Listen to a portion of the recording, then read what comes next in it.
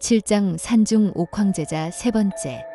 점집안엔 묘하게 진득한 침묵이 흘렀다. 탁상 위에서 조용히 뒤집힌 타로 카드 3장. 그 옆엔 향이 연기처럼 흘러내렸다. 도선아는 더 묻지 않았고 윤동주는 그 고요 속에서 자신이 처음 겪었던 그 창고의 형상을 떠올렸다. 그리고 천천히 말을 꺼냈다. 혹시 고운사에 예전부터 내려오는 전설 같은 거 있습니까? 도선아는 고개를 아주 천천히 들었다. 놀라진 않았지만 눈빛이 약간 가늘어졌다. 그건 그걸 묻죠. 라는 식의 경계이자 동시에 뭔가를 꿰뚫어보는 느낌이었다. 고운사요? 그녀는 손가락을 탁탁 맞부딪히며 기억을 더듬었다. 거긴 아주 오래된 절이죠.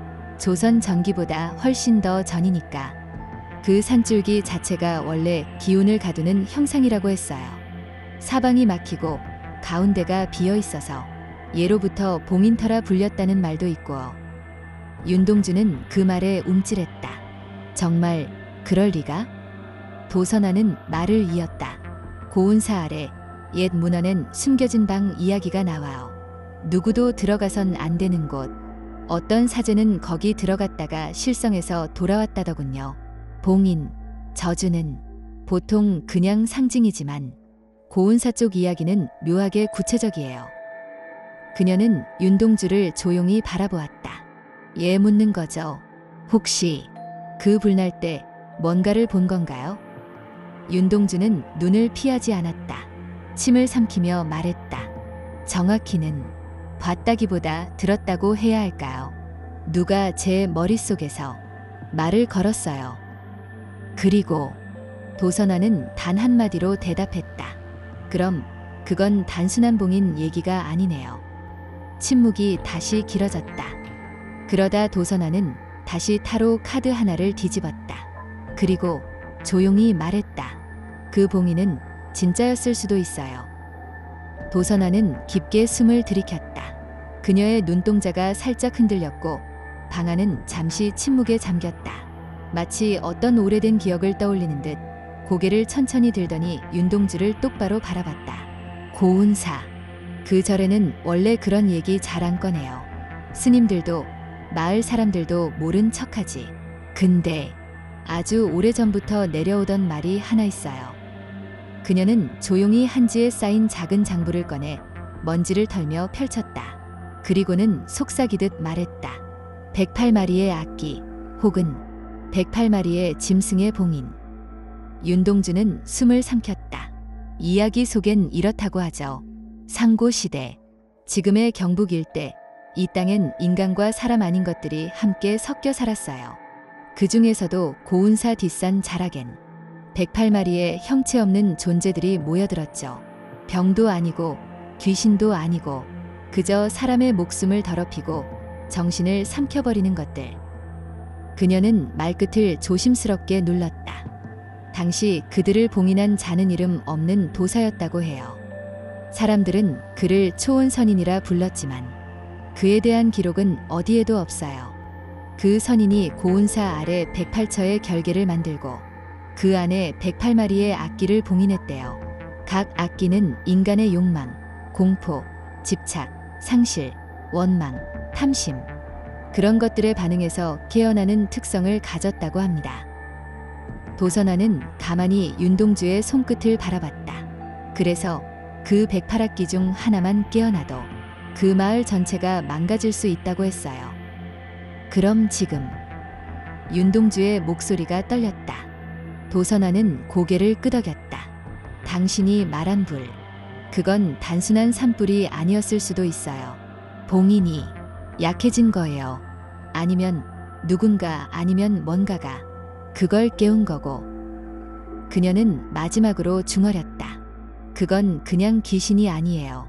그건 사람이 숨기고 싶은 것의 형상. 아예 세상에 있으면 안 되는 것들이에요. 윤동주의 귓가에서 문득 어제 그 목소리가 다시 맴도는 듯했다. 봉인이 깨졌다. 이제 너다.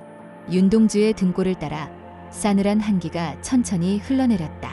도선아의 입에서 고운사, 봉인, 백팔학기 같은 단어들이 나올 때마다 머릿속에선 며칠 전 창고에서 느낀 이질적인 현상들이 마치 대감기하듯 돌아갔다.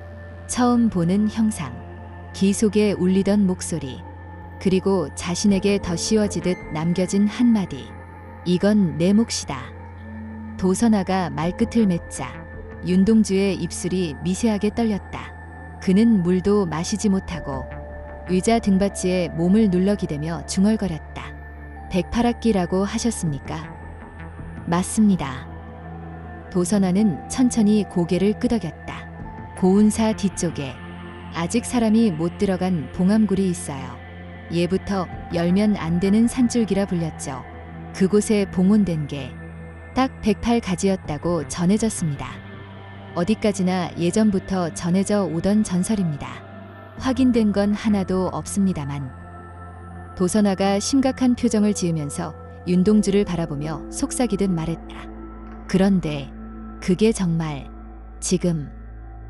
윤동주는 말을 잇지 못했다. 마치 자기 입으로 진실을 확인하면 되돌릴 수 없는 무언가가 시작될 것 같은 느낌이었다. 도선아는 조용히 촛불 하나를 손끝으로 건드리며 말했다. 불이 모든 걸 태웠다지만 어떤 불은 없애는 게 아니라 열어버리는 거예요. 윤동주는 그 순간 살며시 무릎을 움켜쥐었다. 가슴이 두근거리는 게 아니었다. 속이 끓고 있었다. 도선아가 단호하게 말했다. 당신이 본 건 우연이 아닙니다. 윤동주의 눈동자가 천천히 흔들렸다. 그 안엔 믿음도, 의심도, 공포도 전부 얽혀 있었다. 그리고 그는 입을 떼었다. 그럼 내가 뭘 해야 합니까? 도선아는 잠시 눈을 감았다. 숨을 깊게 들이신 뒤 마치 무언가를 다짐하는 듯한 표정으로 윤동주를 바라봤다. 일단은 살아남으셔야죠. 그 말이 허탈하게 들릴 수도 있었지만 그 눈빛만큼은 농담이 아니었다. 당신 같은 사람은 예전엔 매개자라 불렸어요. 보통은 귀신에 씌이면 병원에 가죠. 근데 어떤 사람은 씌인 채로 일어서요. 그게 더 무서운 거예요. 도선아는 천천히 말을 이었다. 지금 하셔야 할 일은 단 하나예요. 당신을 통해 깨어난 것들보다 당신이 더 먼저 강해지는 겁니다. 안 그러면 당신은 그들의 입이 되고 눈이 됩니다. 윤동주는 입술을 앙 다물었다. 어떻게 강해지죠? 도선아는 말없이 일어났다. 그리고 점집 안쪽 낡은 장롱 옆에 작은 서랍을 천천히 열었다. 철컥, 묘하게 쾌감 섞인 소리와 함께 그녀의 손이 안에서 작은 명함 하나를 꺼냈다.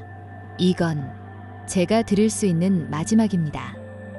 명함은 오래된 인쇄소에서 뽑은 듯 잉크가 살짝 번져 있었다.